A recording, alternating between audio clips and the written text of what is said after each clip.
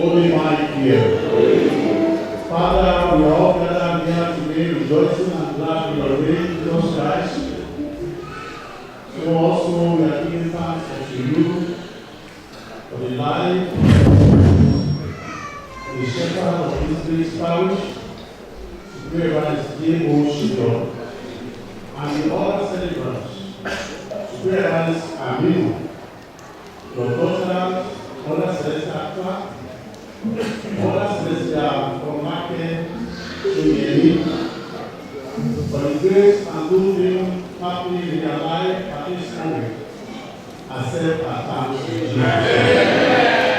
We are going to speak the word. We pray, O Lord, never allow the gates of hell to prevail in our life. Open the gates of hell. Let the joy and the dew of blessing come with us in Jesus' name. And let the salvation of yours from heaven be our portion. Thank you, O Lord, for hearing our prayer. In Jesus Christ's name, I pray.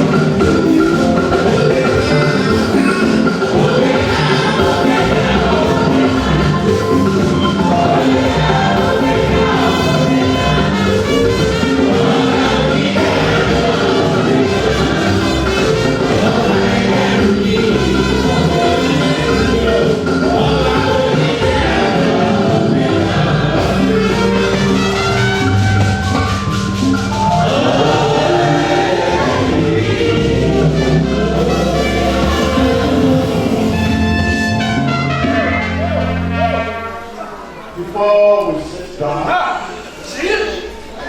let us all shout self-powerful hallelujah in order to praise the Lord, to appreciate Him, to say thank you, Father. These are the things that we offer Him as food.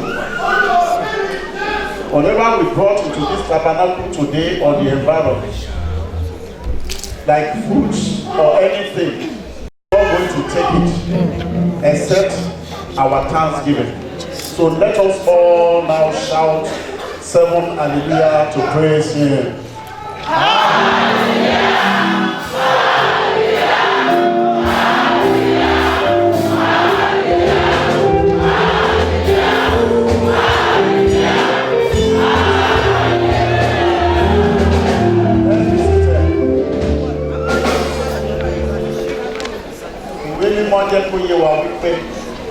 The Holy Scripture explains to us that it is a good thing to offer thanks unto the Lord. Psalm 92.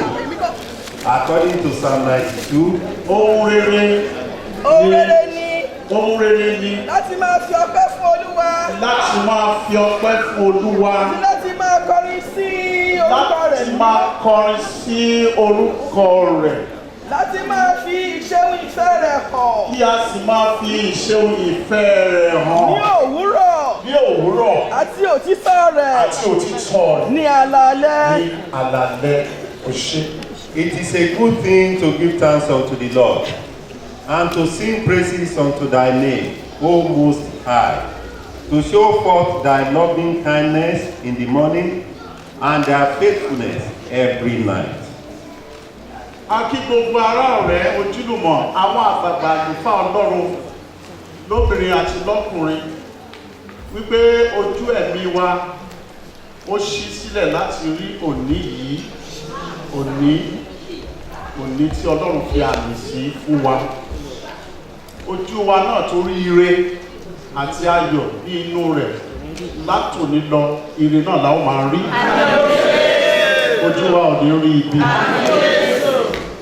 Greetings goes to all and sundry, to relatives, friends, family members, members of the Church of God, congregation, and even people working in the vineyard, and all invited guests. The God that has made it possible for us today to witness His goodness and the happiness of today will always make us happy in our lifetime. Ó ti dé àṣà àti ìṣe tí mo ti fi sí ọkàn nígbà gbogbo nínú ohun tó bá ń ṣẹlẹ̀ tí màmá bá bẹ ní àárín wa láti máa dárúkọ wọn. Ó sì dùn wọ́n mi nínú pé láti ìgbà tí màmá ti bẹ láàárín wa kò fojú sunkún, nǹkan rere ló ń ṣẹlẹ̀ lójú wọn. Ògo ni fún Jésù lókè ọ̀run. Mo ní àwọn màmá rere, màmá dáadáa, màmá Gálílì, Mother Celestia, Bọ́lá Ṣódẹ̀kẹ́, mọ́mì ẹ̀pẹ́ fún wa.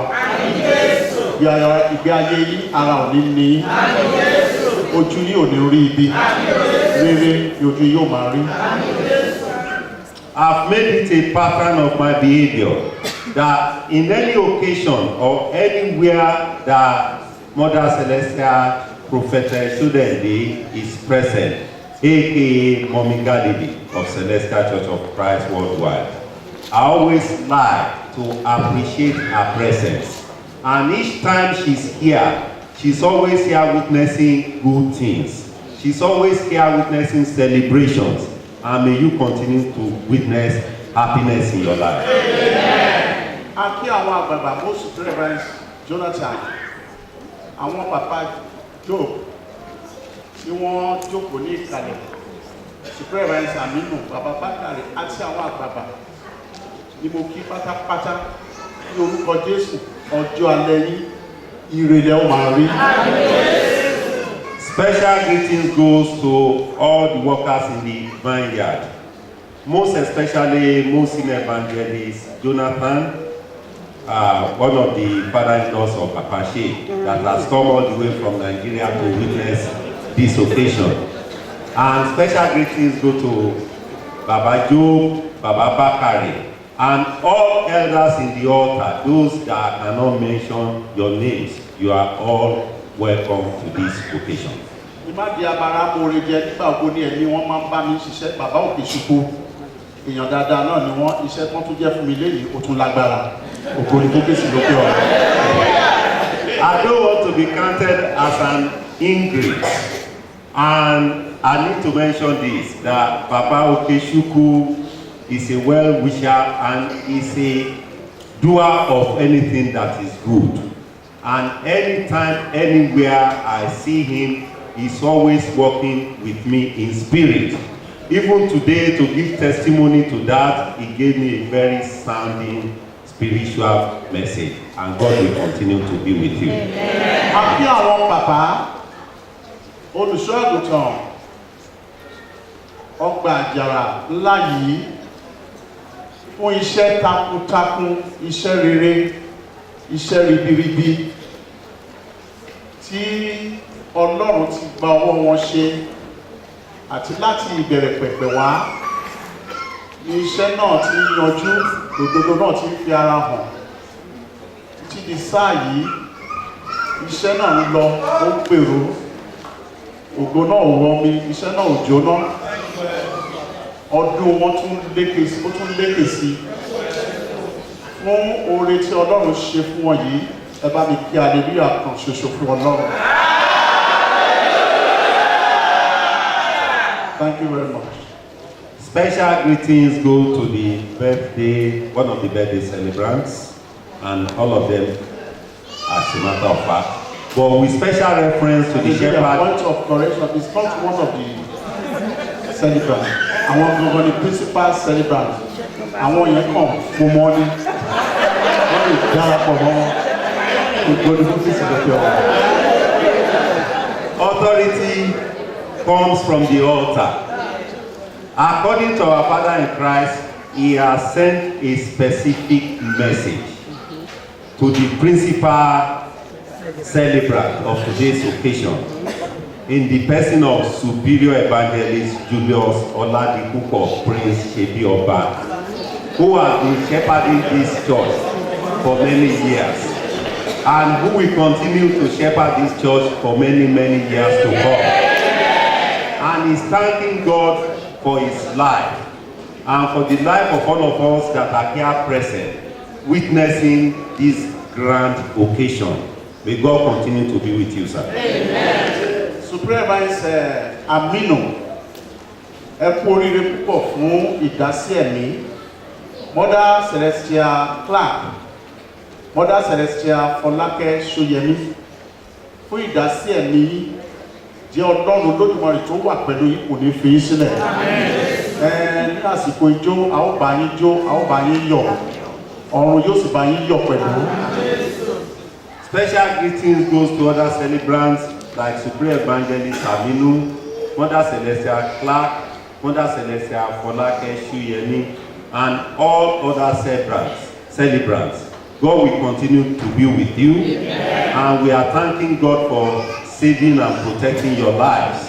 When it is time for thanks offering, we shall all join you to celebrate with you all.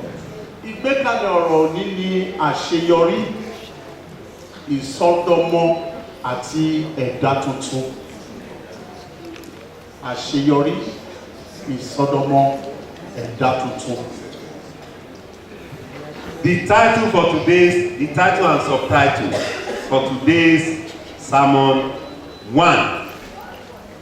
That is, that spirit is success, but that spirit that supersedes any other normal spirits. But this is super one. Then another one is Sodom. All English speakers, it's not in Sodom. Make it stronger. Make it stronger. When you go, make it stronger. Be reborn again. Thank you, my brothers. Be reborn again. I don't want to be criticized by Baba Ogunyale. Hallelujah. Àti ẹ̀dá tuntun. And for God, You burn. transforming us, Abi. Yes. Transformation. Reborn, transformation, success. But it's super success. Ìran kan lọ, ìran kan bọ̀, ayé dúró jẹ́, ó sì wà bákan náà. Generations come and go, but the world stands and is the same. It does not change. For life.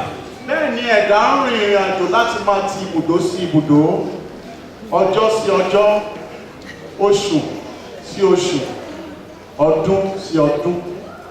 And all of us, the occupants of this world, we travel from place to place as human beings, from year to year, month to month, day by day, or hour by hour, or minute per minute, second per second.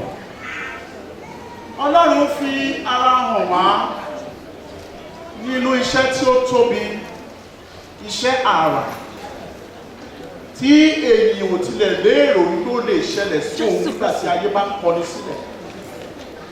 Tí àwọn ọ̀tá kóra wọn jọ pé ó lè débi ayọ̀ yìí, ó ti tán fún ọ. Ṣùgbọ́n Ọlọ́run jáde láti ṣiṣẹ́ àrà ńlá tó jọjú, tó sì bani lẹ́rù.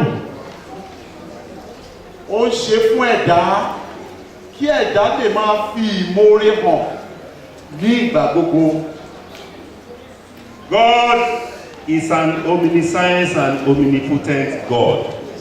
Sometimes we are confronted with challenges that look overwhelming, but God in His infinite mercy can give you that spirit to supersede. That is an outstanding spirit to make you to overcome all the challenges that hitherto you thought they were overwhelming.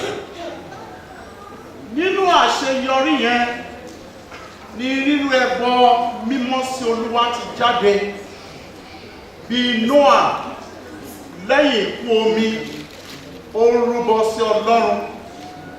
Bẹ́ẹ̀ náà ni lónìí yìí nínú ìwé àwọn ọba ìkejì ẹsẹ̀ ìkẹfà, ní ìgbà tí Dáfídì rí ògo láti májẹ̀mú Ọlọ́run nínú àpótí ẹ̀rí, ó rúbọ sí Ọlọ́run nítorí àṣeyọrí ti wọnú iṣẹ́ náà. Ó fi ìfún Olúwa Ọlọ́run ọ̀gá ògo, ó sì ṣe àkàrà àti ìjìnlẹ̀ oúnjẹ ayọ̀ fún àwọn ènìyàn láti jẹ, ó sì pín fún wọn ní olúkúlùkù ènìyàn tó wá sí ibi ẹ̀rí ńlá náà, kó tó di pé gbogbo wọn pẹ́ ìdà láti lọ sí ilé wọn. When we come across these seemingly overwhelming challenges and we do overcome them, we've got examples in the Bible. Noah overcame the challenges of the flood and he offered thanks unto the Lord. So did King David. Now, today, hallelujah. Hallelujah. Mẹ́ta ló papọ̀ lọ́rọ̀ yìí tí mo sì fẹ́ kí ẹ̀yin onígbàgbọ́ ó dì mú ṣinṣin. I want you to hold these three things firmly. Àkọ́kọ́ Obedi-Odomu. The first one was Obed-Edom. Ó ti jẹ́ ẹni tí a ti rò pé kò lè ní lárí. He was somebody that the world has condemned and they thought it can never be well with him. Àwọn tó sì jẹ́ yóò pàtàkì wọn ò fẹ́ kán kú lórílẹ̀-èdè náà. And those that are important in that area, people did not even want them to die. Àwọn àpótí ẹ̀rí yìí làwọn èèyàn ti pa ẹsẹ̀ rẹ̀ ṣubú bí Úsà àtàwọn mìíràn tí a ò rí gbọ́ nínú ìwé mímọ́ yìí. Even the ark of God is very important, but some people have died or lost their lives because of this ark of God. The Bible records that of Uzzah, but there are other people, victims that were not recorded as well. Ẹ̀rù bà wọ́n, ó bà Dáfídì. And King David was taken aback because of the awesomeness of the ark of God. Ìpáyà tí ó jó, ó sì wọnú rẹ̀. Because he was so scared. Àwọn ìgbìmọ̀ ló kó sí lọ́kàn pé àpótí ẹ̀rí yìí kí la ti á fẹ́ ṣe é sí, níbo la fẹ́ gbé e sí. Ní àwọn ìmọ̀ràn sì jáde pé Obedi-Edomu yìí kò lọ wájú kò lọ ẹ̀yìn kò kúrò lójú kan. Ẹ ká gbé síwájú ká gbé sínú ilé rẹ̀ nítorí òun pàpà lára ó ń retí ọjọ́ àti kú bóyá ire gan ni ó tètè pa. Bí èrò ènìyàn ti rí ó yàtọ̀ sí èrò Ọlọ́run. Ará nínú Olúwa lónìí yìí má sùn di àwọn nǹkan kan mú nítorí pé ìtànṣán ìmọ́lẹ̀ kan bí Ọlọ́run ti fi ara hàn mí nínú àwọn ìgbékalẹ̀ ọ̀rọ̀ yìí. Bí mo ti sùn tí mo tají lọ́lọ́run fi àwọn ìrànwọ́ yìí àti àkọsílẹ̀ nínú ìwé mímọ́ yìí láti mú mi rin ìrìn àjò inú rẹ̀, kìí ṣe nínú ọgbọ́n orí tàbí èrò ọkàn. Nítorí náà ni wọ́n ṣe gbé àpótí ẹ̀rí lọ sí ọ̀dọ̀ rẹ̀. Àwọn sì ti ń retí pé nígbàtí àwọn ó padà lọ sọ́dọ̀ rẹ̀, òkú rẹ̀ làwọn ó bá. Bóyá yẹn yóò jẹ́ ìrúbọ láti mú ìràpadà wá sí ìlú àti orílẹ̀-èdè. Because of the awesomeness of the ark of God, King David was confused and he was really scared. Then he summoned his advisors and sought their advice. What do we do with the ark of God? Then people look around and remembered somebody who people the world thought was a hopeless person.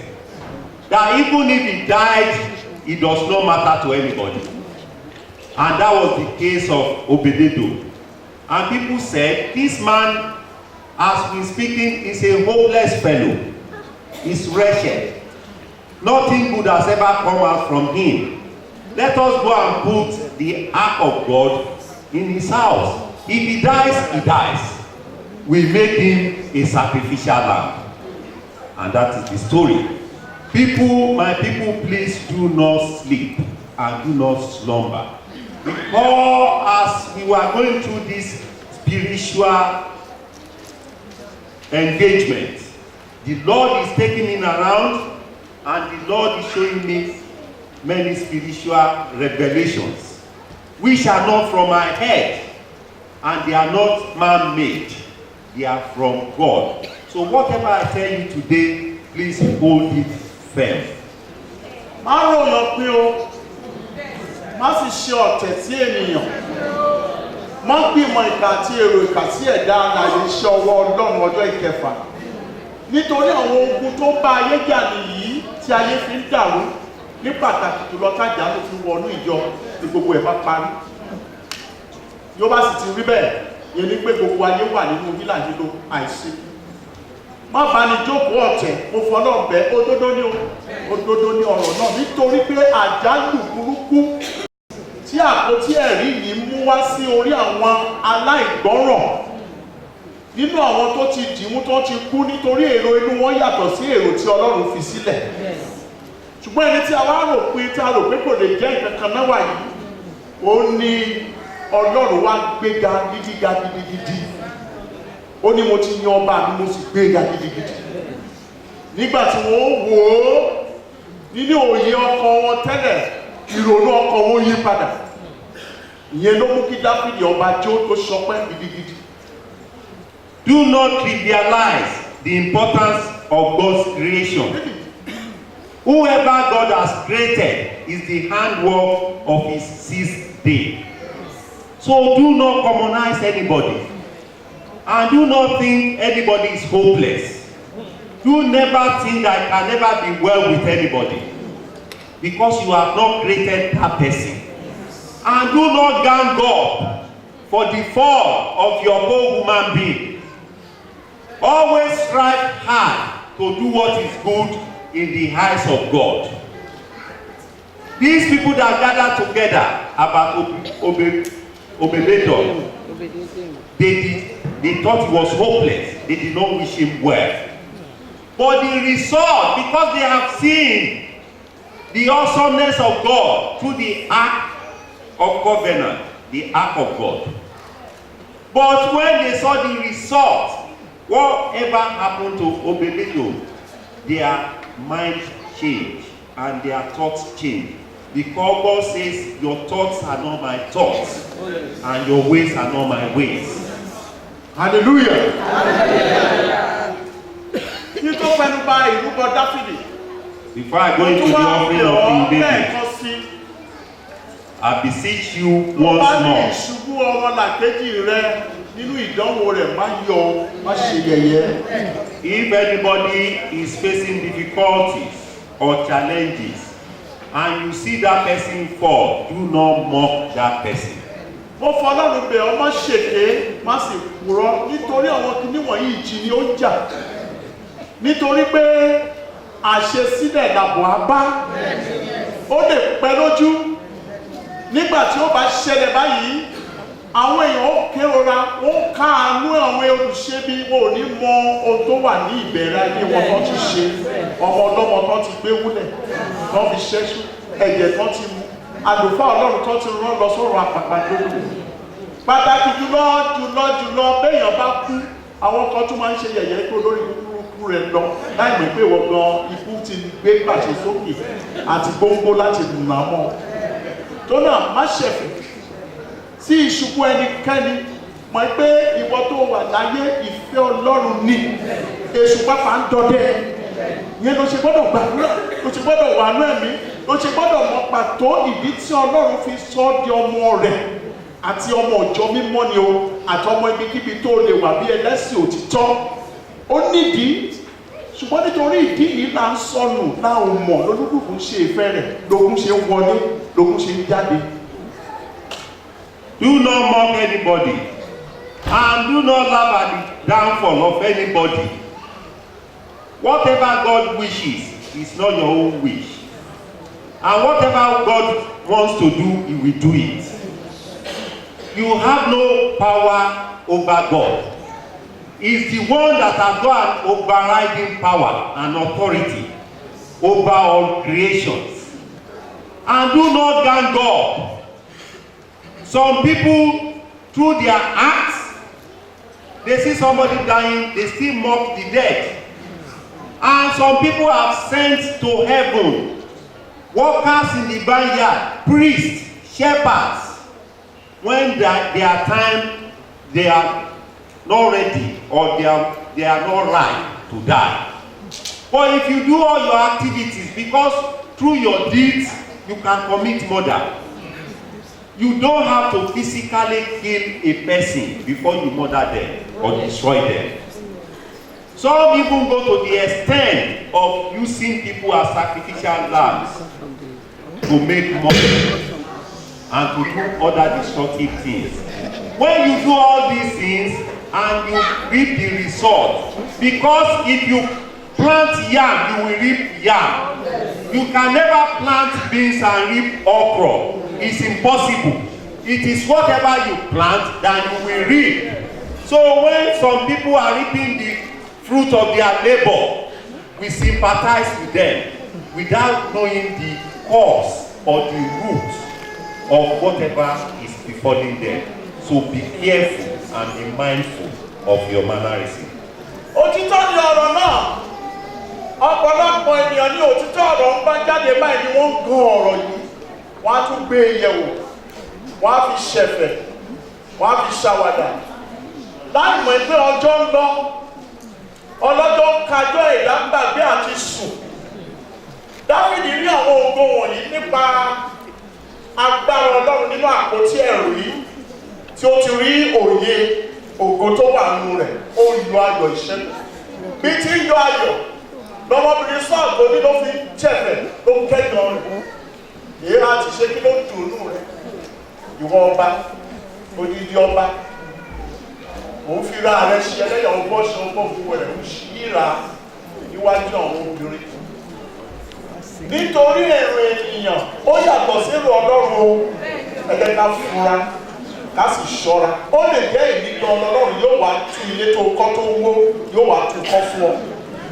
Ó lè jẹ́ ìnílò Ọlọ́run yóò mú ìṣìnà àti ìkùnà rẹ yóò mú ọ padà láti bọ́ sí ojú gbàgede kó lè rí ọ̀nà oró nípasẹ̀ ọ̀nà Ọlọ́run tó fi ní òmìnira àti àlàáfíà.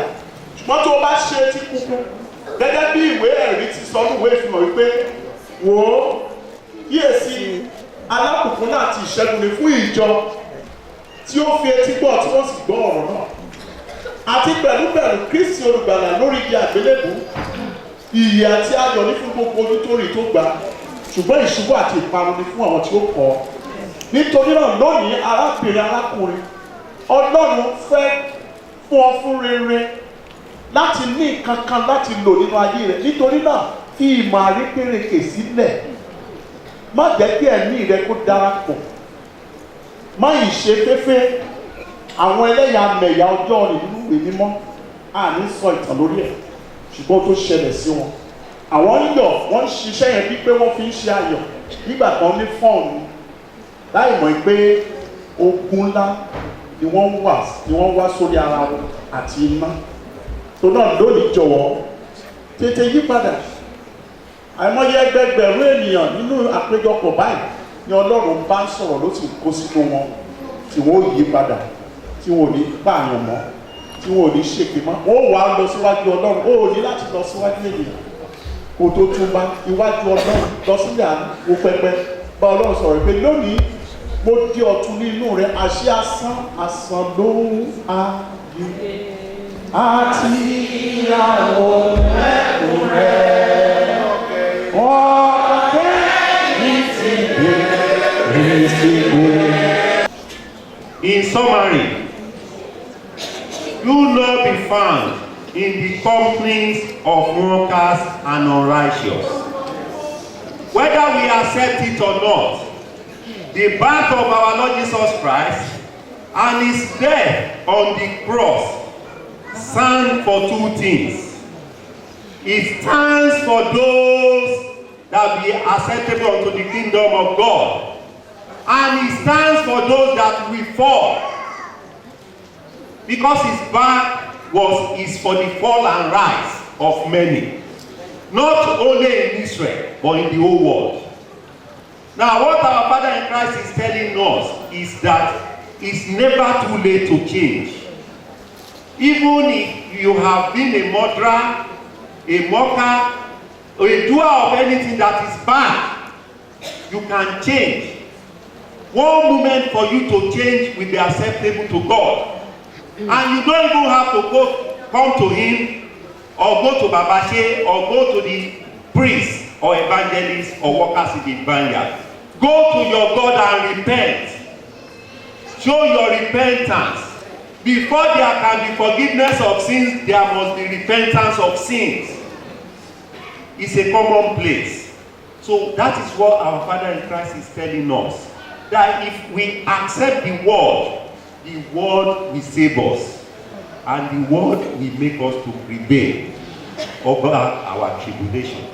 Ìyẹn ni ìwé kejì nínú ẹ̀kọ́ kíkà tí a ṣàyàn.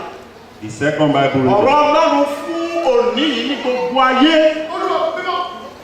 Nínú ìwé Róòmù orí ìkejìlá pé ọ̀run wá ń sọ fún wa nínú ẹ̀mí gba ọwọ́ àwọn àpọ́stélì rẹ̀ wípé ká fi ara wa fún Ọlọ́run níbi ẹbọ ààyè mímọ́.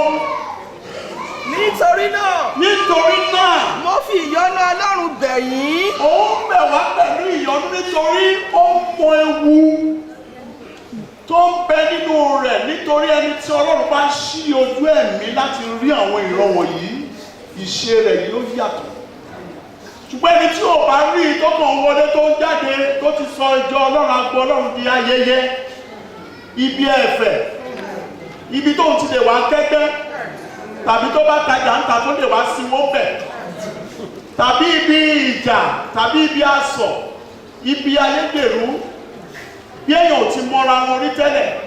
Ọ̀rọ̀ Ọlọ́run so yín pọ̀ láti ní ẹgbẹ́ mímọ́ láti mú kí ògo Ọlọ́run máa lọ. Ṣùgbọ́n béèyàn bá ti ń kẹ́gbẹ́ pé ẹ jẹ́ ká wọ sílẹ̀ ká bàjẹ́ ká dàrú, àwọn ẹ̀mí àjẹ́ àti oṣó yẹn àti ẹ̀mí emèrè yẹn. Ṣùgbọ́n lónìí níwọ̀n ìgbà tí Ọlọ́run bẹ láàyè, mo fi agbára ẹ̀mí mọ́ fa ìjọba Sátánì ya. Gbogbo ipa Sátánì àti òkùnkùn tí ń dà wá láàmú ẹ̀mí yìí nínú agbo mímọ́ tó dára ọkọ̀ ìkẹyìn tí ó wáyé mọ́. Gbogbo agbára tó ń tà tó sì ń rà. Gbogbo agbára tó ń da àwọn ọmọ ọlọ́mọ láàmú tó ń jẹ eré ènìyàn ní tútù. The spirit troubling the children of God and eating us fresh. Gbogbo agbára yìí ní orúkọ Jésù iná ni ó yá jó wọn pátápátá. All those powers are cast into hellfire. Nítorí Ọlọ́run sọ fún mi wípé lónìí yóò gba ìsinmi ńlá. Because God is telling me today that you will receive your salvation. Ogun tó sì ń bọ̀ dẹ̀dẹ̀ tí ò rí yìí, ogun náà ní orúkọ Jésù ọ̀run yóò gbé mi. Those challenges that are coming that you do not even know about, you do not see, God will swallow them. Ogun tó sì wà nínú ayé rẹ tó ń dẹ̀ láàmú, ọ̀run yóò bá wí. Challenges facing you, troubling your life, God will rebuke you. Ogun tó sì ń bẹ níwájú rẹ tó rí àti tó ń bọ̀ lẹ́yìn ní orúkọ Jésù ilẹ̀ ó gbé wọn gbé. Stumbling block before you and behind you, God will make the land and the ground to swallow them. Nítorí àná, ó yẹ ká máa fi ọpẹ́ fún Olúwa nítorí ìwé mímọ́ jẹ́ kó yé wa pé ìwọ tó jẹ́ ènìyàn ní ìgbà kan rí, agbára Ọlọ́run wá sọ di ènìyàn.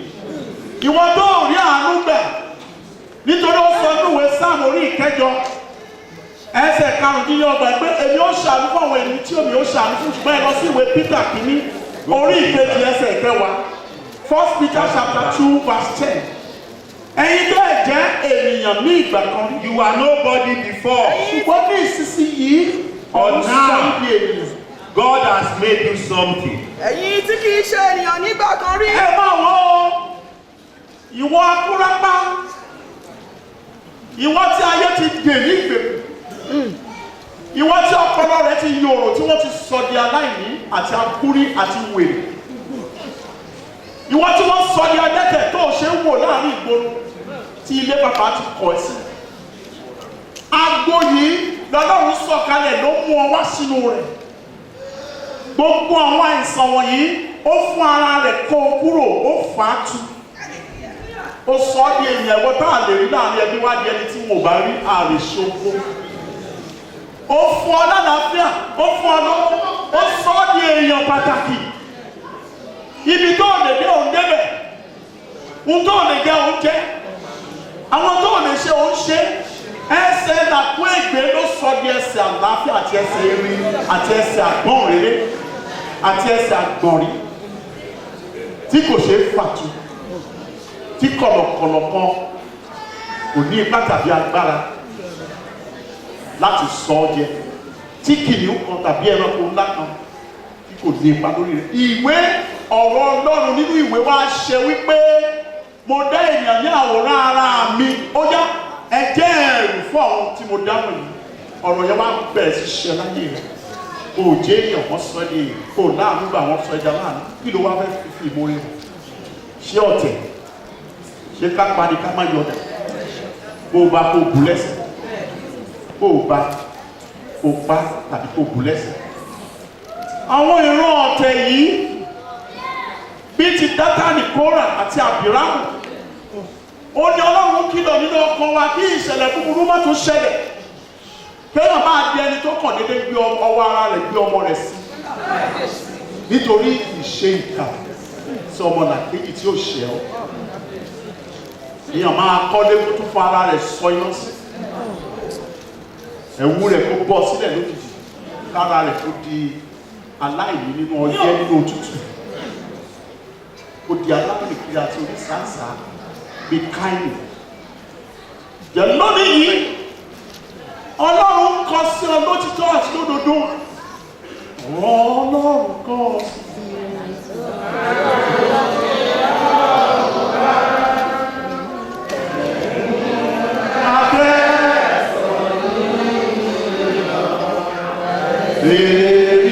Hallelujah. Hallelujah. God has changed you from nobody to somebody. He has healed you from being an epileptic person to a wholesome person.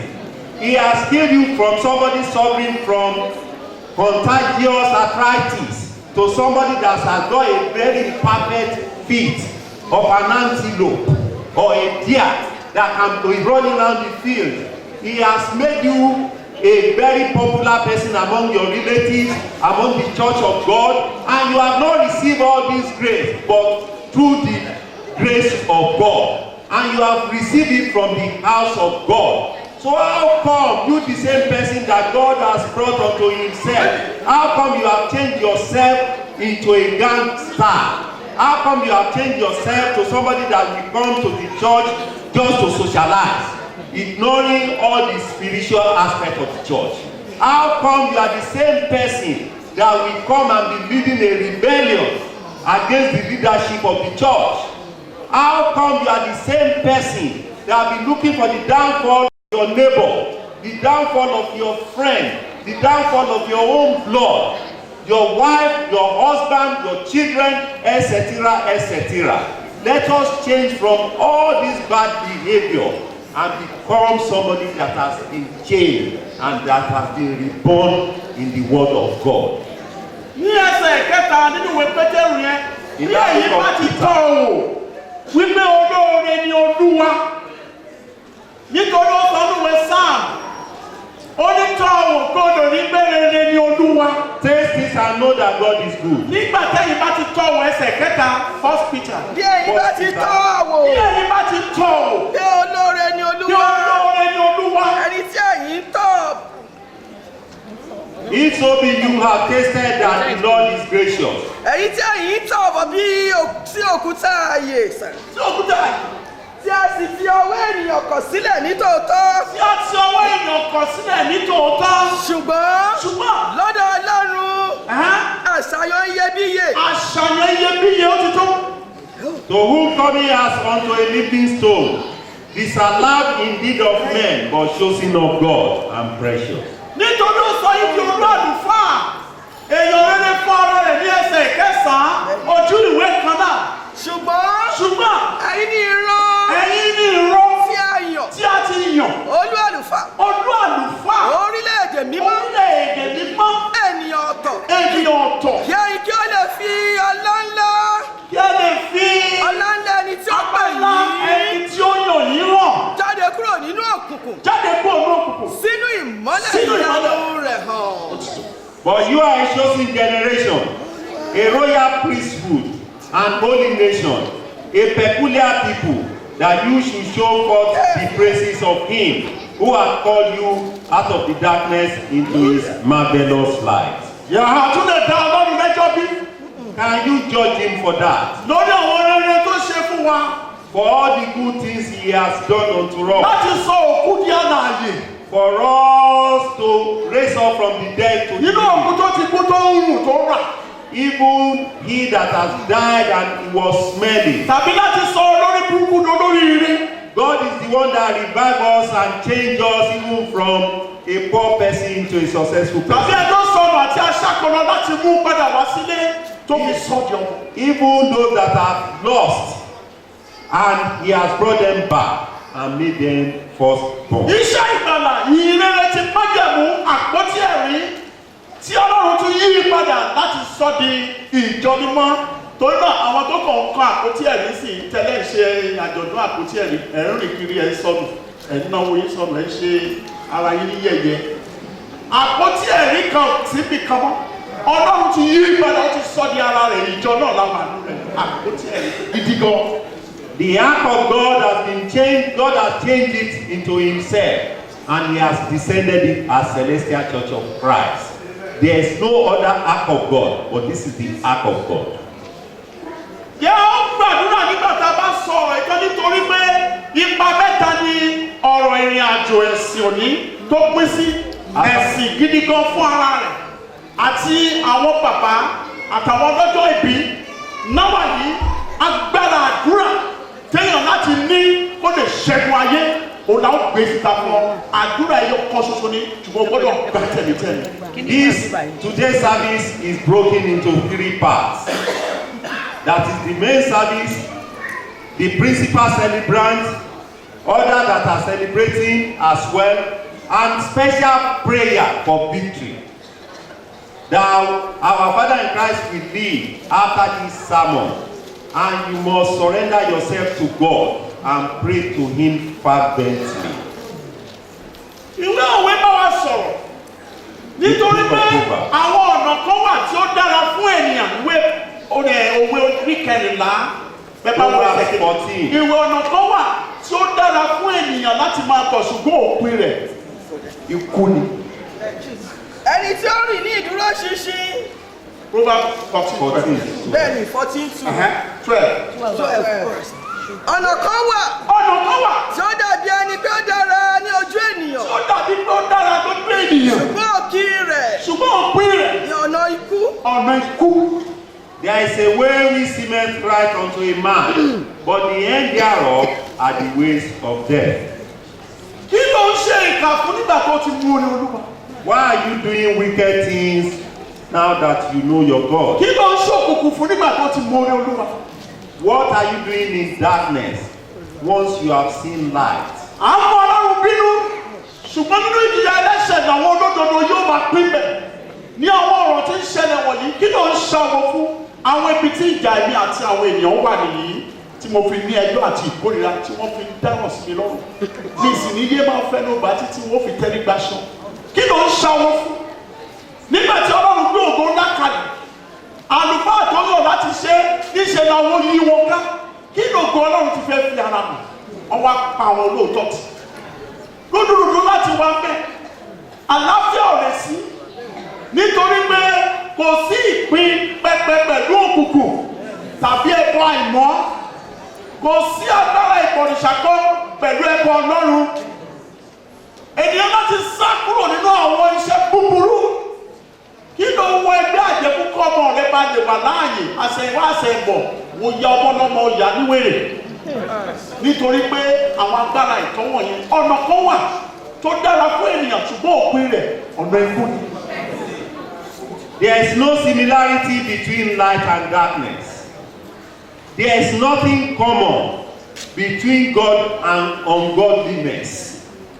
You cannot claim to be a worshipper of God and be doing things that only common with. Hallelujah! Tiẹ̀ ti dúró pẹ̀ nìyẹn. With worshippers of gods and goddesses, with wizards and witches.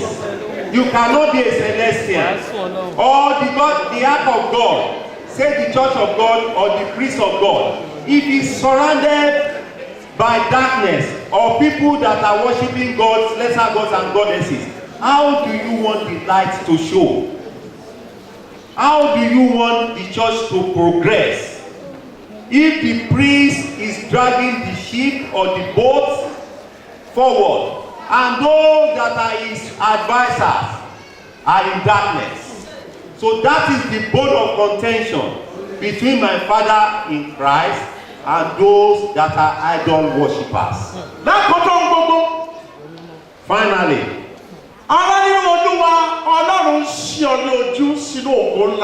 brethren, God has opened your eyes into his life. Even many are called, but few are chosen. Ọ̀pọ̀ ni ó gbọ́ ọ̀rọ̀ náà sí ìyè ayọ̀ ayérayé sí ògo ara wọn fún ìmúdúró àti àlàáfíà. Ọ̀pọ̀ ni ó sì gbà á fún ìtìjú àti ègbé. Majority will hear the word and they will make use of it. And some will hear it as well, but they will become shameful. And it might even lead to their perdition. Nítorí pa ènìyàn mẹ́ta ní sìn. Some people have come just to see. Some have come to work for God. It's just like the story of the sower. And some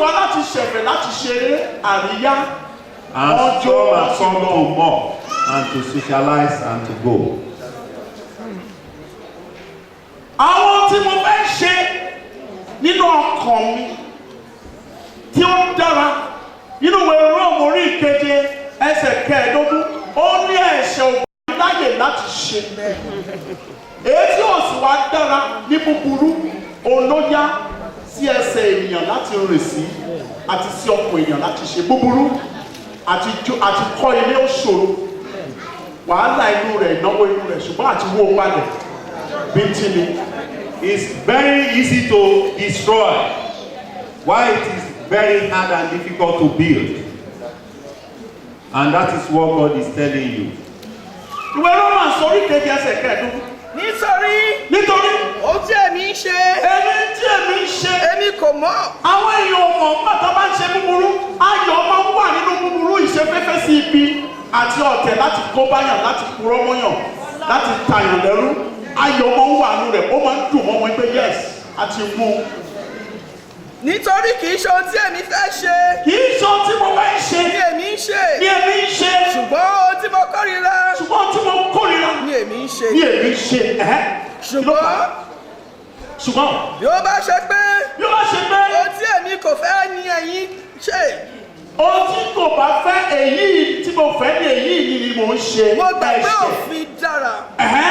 Ǹjẹ́ nísinsìnyí kì í ṣe èmi ni ó ń ṣe. Kì í ṣe èmi ló wá ń ṣe. Bí kò ṣe ẹ̀ṣẹ̀ tí gbé inú mi. For that which I do, I allow not. For what I would, that do I not. But what I hate, that do I. If then I do that which I will not, I consent unto the law that it is good. Now then, it is no more I that do it, but sin that dwelleth in me. For I know that in me that is in my flesh dwelleth no good thing. For to will is present with me, but how to perform that which is good I find not. Kí ni ìwé mímọ́ wá sọ fún wa? What does the Holy Bible tell us? Ìwé náà la ó fi parí rẹ̀ tá ó fi lọ sórí pàpà ní ìṣẹ́jú kan péré. And that is what will be the rounding up step. Then we move on to. Ìwé mímọ́ jẹ́ kó yé wa pé ẹni tó fi ẹran ara ṣe ìgbẹ́kẹ̀lé ìgbéni fún. Nítorí ẹran ara fífi ṣe ìgbẹ́kẹ̀lé láti kúrò ní ọ̀nà Ọlọ́run tó tún lọ bẹ bàbá kan wò tàbí fi ẹnìkan tí ó wà nínú òkùnkùn ṣe aláfẹ̀yìntì. Ègbé ni fún ẹni tí ó fi ẹran ara ṣe ìgbẹ́kẹ̀lé rẹ̀. Woe unto he that relies on human being. Jeremiah orí kẹtàdínlógún 17 ẹ wá wò láti ẹsẹ̀ ìkarùn-ún. Jeremiah 7. kíákíákíá. Báyìí ni Olúwa wí. Ègbé ni fún ẹni tí ó gbẹ́kẹ̀lé ènìyàn. Ègbé ni fún ẹni tí ó gbẹ́kẹ̀lé ènìyàn. Kí ló ṣẹlẹ̀? Tí ó fi ẹlẹ́ran ara ṣe. Tí ó fi ẹran ara ṣe ìgbẹ́kẹ̀lé. Ẹni tí ọkàn rẹ̀ sì kúrò lọ́dọ̀ Olúwa. Ẹni tí ọkàn rẹ̀ wá ṣí kúrò lọ́dọ̀ Olúwa. Nítorí pé yóò dàbí aláìní. Ní aginjù. Tí kò sì rí pé. Rere ń bọ̀. Ṣùgbọ́n yóò gbé ibi ìyàngbẹ ilẹ̀. Thus says the Lord, cursed be the man that trusteth in man, and maketh flesh his arm, and whose heart departed from the Lord. For he shall be like the heath in the desert, and shall not see when good cometh, but shall inhabit the parched places in the wilderness, in a salt land, and not inhabited. Hallelujah! Ṣùgbọ́n wá sọ ní ìsàlẹ̀ ní ẹsẹ̀ kẹfà wípé ẹsẹ̀ keje wípé ìbùkún ni fún ẹni tó gbẹ́kẹ̀lé Olúwa. Blessed is the man that trusted in the Lord. Ẹsẹ̀ keje. Oh, the Lord is. Olúwa ṣe ìgbẹ́kẹ̀lé. Tí ó sì fi Olúwa ṣe ìgbẹ́kẹ̀lé rẹ̀. Yóò sì dàbí igi tí a gbìn. Yóò dàbí igi tí a gbìn. Lẹ́bàá omi. Tí ó ná gbòǹgbò rẹ̀. Lẹ́bàá odò. Tí kì yóò bẹ̀rù. Bí òru bá dé.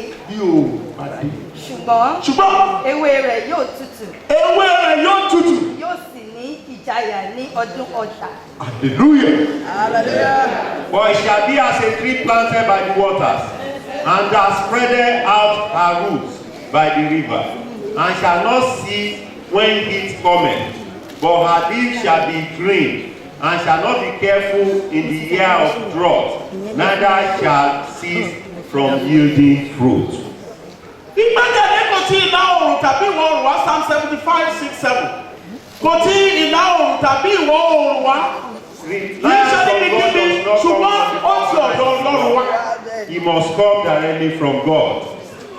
Nítorí tí ìgbẹ́kẹ̀lé kò tí ìlà oòrùn wá. Ìgbẹ́kẹ̀lé kò tí ìlà oòrùn wá. Tàbí ní ìwọ̀ oòrùn. Tàbí ní ìwọ̀ oòrùn. Bẹ́ẹ̀ ni kì í ṣe láti gúúsù wá. Kì í ṣe láti gúúsù wá. Ṣùgbọ́n Ọlọ́run ní onídàájọ́. Ọlọ́run ní onídàájọ́. Ó sọ ọ̀kan kalẹ̀. Tí ó sọ ọ̀kan kalẹ̀. Ó gbé ẹlòmíràn sókè. Gbé ẹlòmíràn sókè.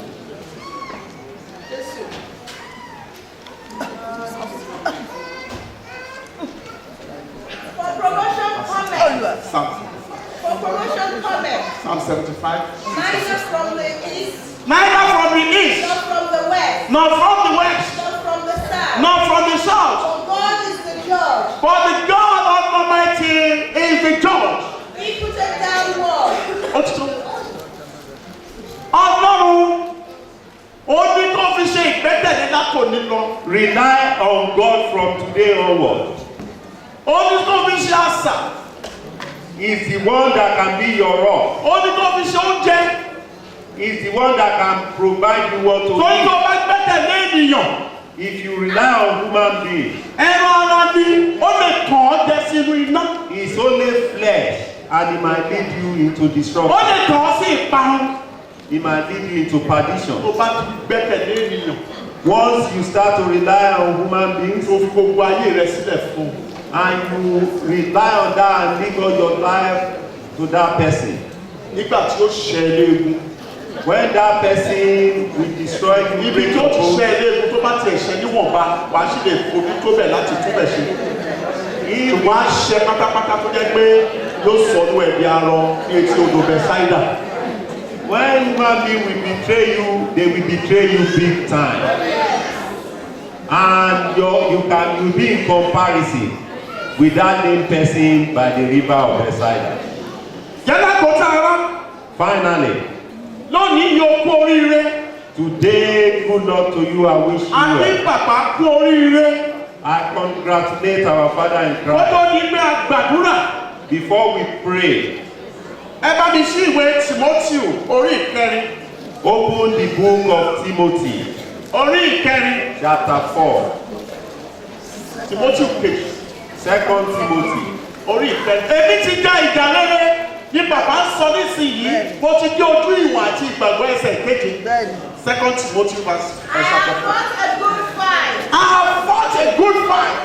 I have finished my course. I have finished my course. I have kept the faith. I have kept the faith.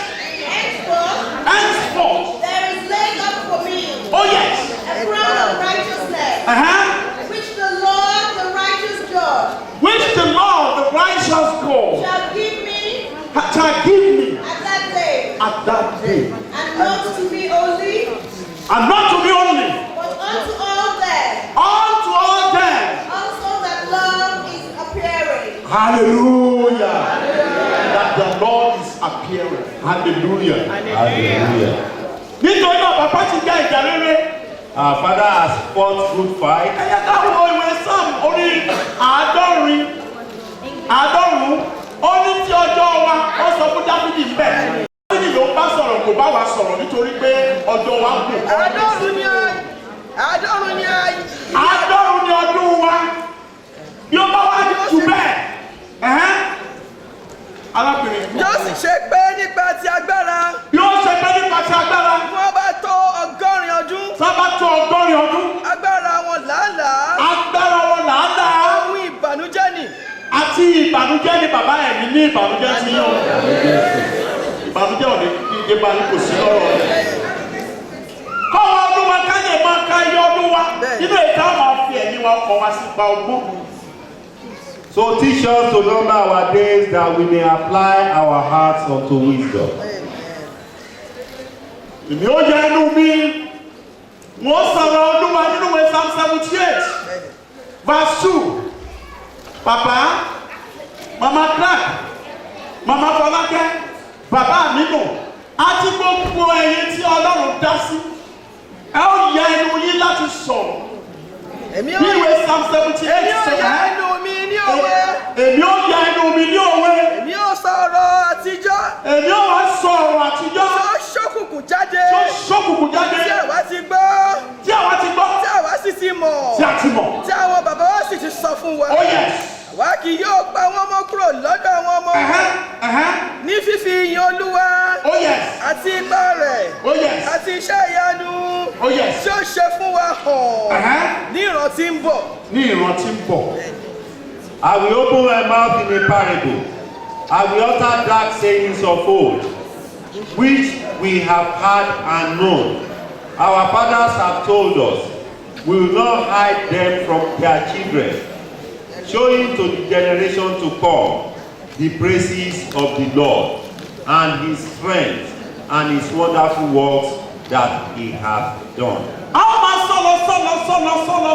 A ó ṣí lójú ìwé ìkíní, a ó parí ẹ̀, a ó ṣí láàárín, a ó máa mú jáde. Ṣùgbọ́n èyí tí Ọlọ́run sọ fún ọ, ó ní Ọlọ́run sọ fún Serubábẹ́lì nínú ìwé Sakaraya orí ìkẹrin ẹsẹ̀ kẹfà wípé kì í ṣe ipá tàbí agbára bí kò ṣe pé nípa ẹ̀mí ti Ọlọ́run.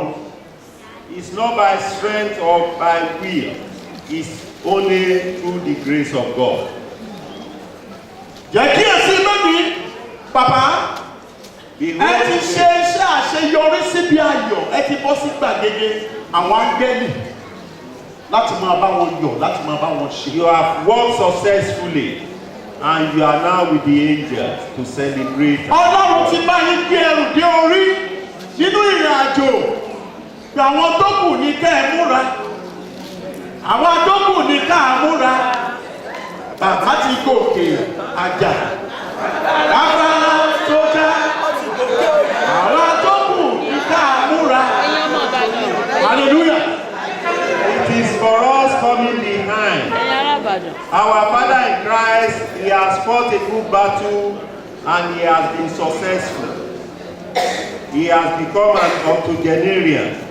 So we have to strive hard and work hard so that we can reach and achieve what he has achieved. Àbá ẹ ti gbé ẹrù dé ibì kan tí ẹrù òfin lè bà yín mọ́ ṣùgbọ́n kò tí ì dópin o, iṣẹ́ náà ti ń parí. Ó ní ìgbà tí ẹ bá gbé ní orí báyìí. Ẹ̀yin lẹ ṣe àṣeyẹ. Ó ní ẹni tó bẹ̀rẹ̀ eré ìje kìí ṣe fún ẹni tó mèrè sá. Àfi ẹni tí Ọlọ́run bá kú lọ́wọ́ ṣiṣẹ́. Agbára tẹ́wàá fi gbé ìlérí níbi tí ẹgbẹ́dẹ́ ìtọ́mọ ara yóò ní gbọ́dà lọ́wọ́ yín. Ọ̀rọ̀ àgbo yín agbára. Ọjọ́ alẹ́ yín ní orúkọ Jésù yóò dájú tààrọ̀ lọ. Ayé yín nínú ìrìnàjò tẹ́ ń lọ sí ọ̀run níbi tí agbára ìdáǹdè wà fún àwọn ẹni mímọ́ tí wọ́n máa hó ìró ayọ̀ tí wọ́n máa rí pé ìjà tó bí.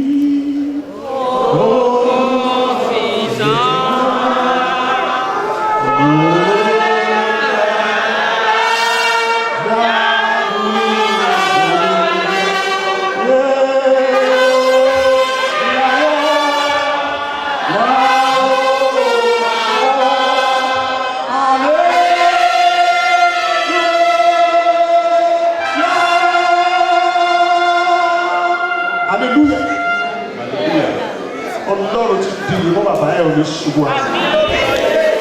Ẹni ọlọ́jọ́ ìbí tó dẹ̀ tún kù, Mama Flag, nínú iṣẹ́ rere tẹ́ ń ṣe, tẹ́ ń gbìyànjú láti ní àkọsílẹ̀ sí rere, ká lè pa àkọsílẹ̀ sí búburú tí Sátánì kọ́lẹ̀ nítorí olùfisùn ní Sátánì. Màmá wa Fọlákẹ́ Ṣóyẹmí, àkọsílẹ̀ sí rere, bàbá wa Àmínù.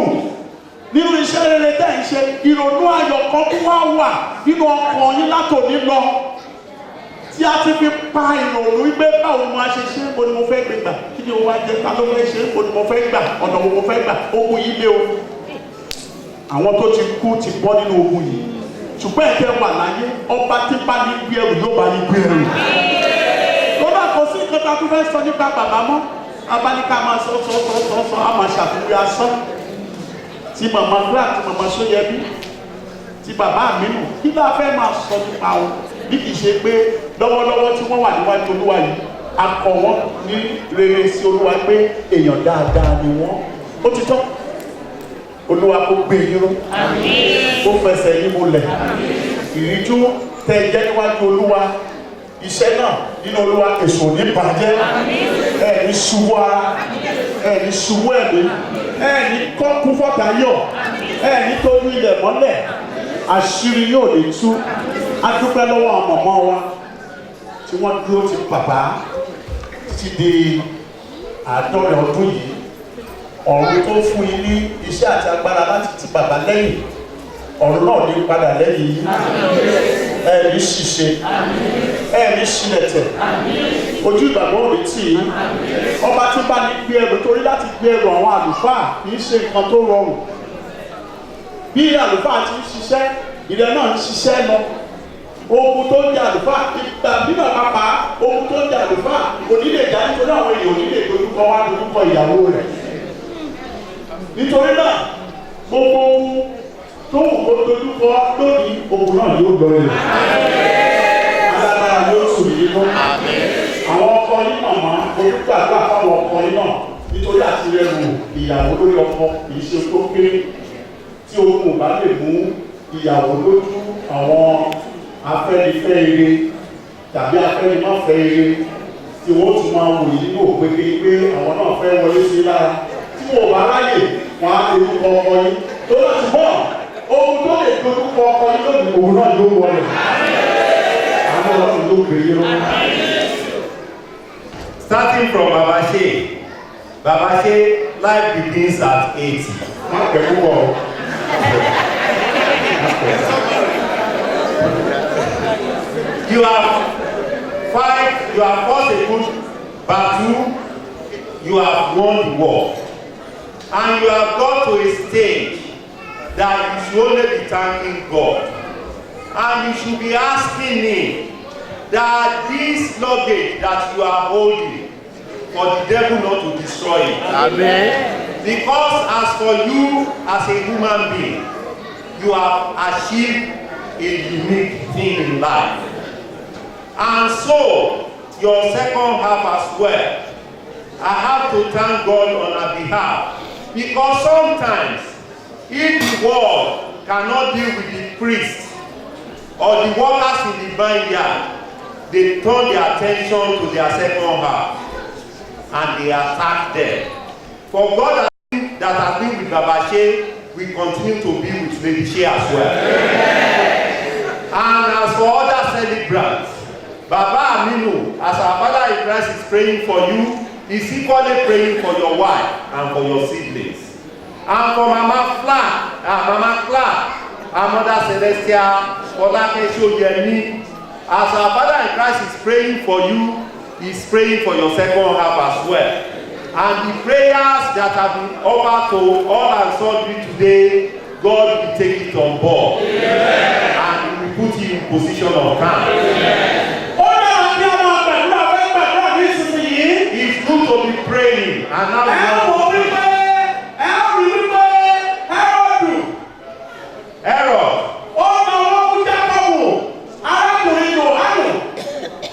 held Jacob, the brethren of John, and he killed him. Láti máa mú àwọn àrùn onírúurú àti iṣẹ́ búburú bí ìpànìyàn àti ìdàrúdàpọ̀ láti mú wọn lórí ìjọ Ọlọ́run. Bẹ́ẹ̀ sì ni inú àwọn ojú bẹ̀rẹ̀ sí ní dùn bí irú àwọn nǹkan wọn wọ̀nyí láti mú wá sáyé. Ó ti ń dàpọ̀ tó dàpọ̀. Ṣùgbọ́n nígbà tó ń lọ lọ́dún méjèèjì, ó tì í sínú ojú. Nínú iṣẹ́ àwọn apọ́sẹ̀ lórí ìgbẹ́jìlá ẹsẹ̀ karùn-ún-dín-ọgbọ̀n. Hallelujah. Nígbà tó tì í sínú ojú. Nígbà náà ni àwọn ìjọ ènìyàn wá sọjí nínú ìyè wọn ìró wọn. Wọ́n bẹ̀rẹ̀ sí gbàdúrà. Nítorí pé ìrorò kánà. Kò tún sí ìrorò rẹ tàbí ìrò nínú ẹnu. Àwíjàre tó lè mú apá bí kì í ṣe pé kò bá Ọlọ́run sọ. Nígbà tí wọ́n wá gbàdúrà náà yìí, ẹ rí i pé àfẹ̀rẹ̀mọ́jú gba Peter Pétérù. Ṣùgbọ́n lóru yẹn ni àwọn akẹ́rì yọ sí Pétérù tí wọ́n mú Pétérù jáde láàyè nínú ẹni tí a fẹ́ sọ ní òkú ní àfẹ̀rẹ̀ lọ́jú. Àdúrà tó ń gbàdé pé gbogbo àwọn tó bá pa ọ̀nkó rẹ̀ wọ́n fẹ́ gẹ̀ ní rẹ̀.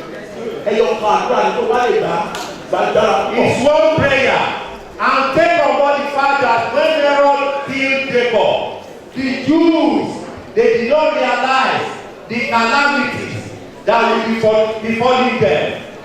They were patronizing him. But now he started to destroy Christendom. He started to manipulate him.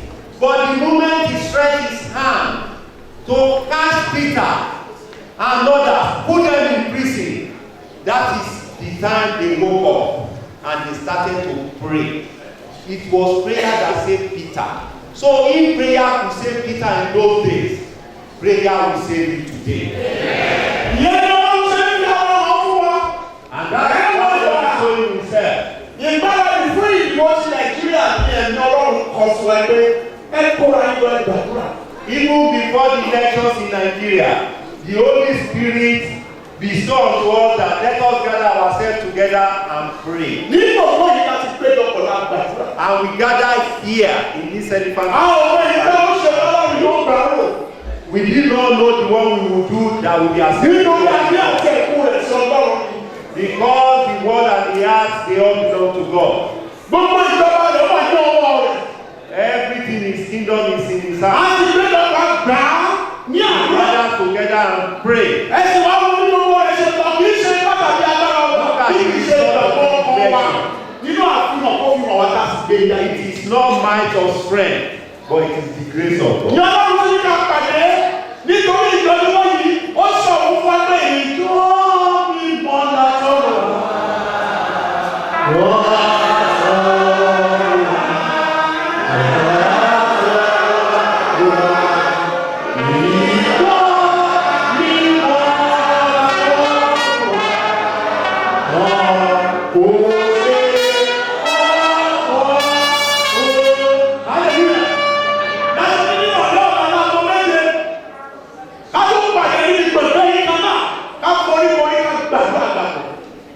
The same God that instructed us to pray before the 2015 general elections in Nigeria is the same God that has come to us that we should gather here tomorrow, 7 p.m. and pray together as a church. Do not despise the saying of the Lord. Do not despise prophecy. And people like Herod are still present. Manipulating Christians.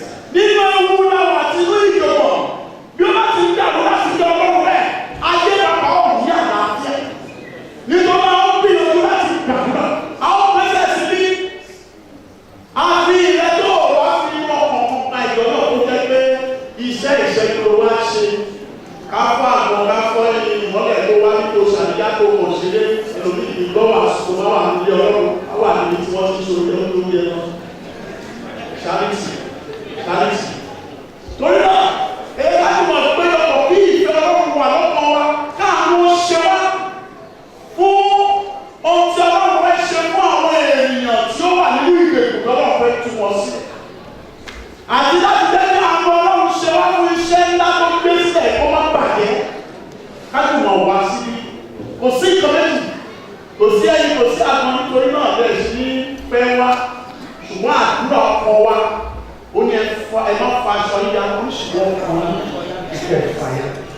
Àwọn péjọpọ̀ sí lọ́la. We will gather here tomorrow and pray. It's not about doing any other thing or it's to pray to God. Except if you are not a good Christian or if you are not a good Celestian that you only believe to come here and socialize and go out. But if you believe in God and if you believe in his prophecies, come here tomorrow 7 p.m. Let us all gather together and pray together. And let us stand up together and Bí Hẹ́rọ́dù as Herod. tó ṣe ṣe àríyá níwájú ọmọ rejoicing and socializing. Lọ́wọ́ ní kí ọmọ rẹ̀ kó béèrè nínú ìjọba rẹ̀ kí ló fẹ́. And asked the princess to. Ó lọ bá ìyá rẹ̀ gbé ẹ̀rọ jẹ́ pé kí ni kò béèrè. When he went to ask his mom. Ṣùgbọ́n ìyá rẹ̀ ti fi Jòhánù sí ọkọ̀ òun rántí ọjọ́ ìgbẹ̀san tí kò rí iṣẹ́. But the mom wanted to avenge against John the Baptist. Bí àwọn Júù ti fẹ́ gba Jésù ṣùgbọ́n tí wọ́n ò rí iṣẹ́. Ṣùgbọ́n kí wọ́n tó rán àmì ẹni tí ó gbàbọ̀dé sí i lára. Tí o bá ń bèrè orí Jòhánù nínú ọgbà ẹ̀wọ̀n. Tí wọ́n sì gbé orí Jòhánù. Gbogbo agbára tó fẹ́ fi ẹ̀mí rẹ̀ ṣètùtù. All the power that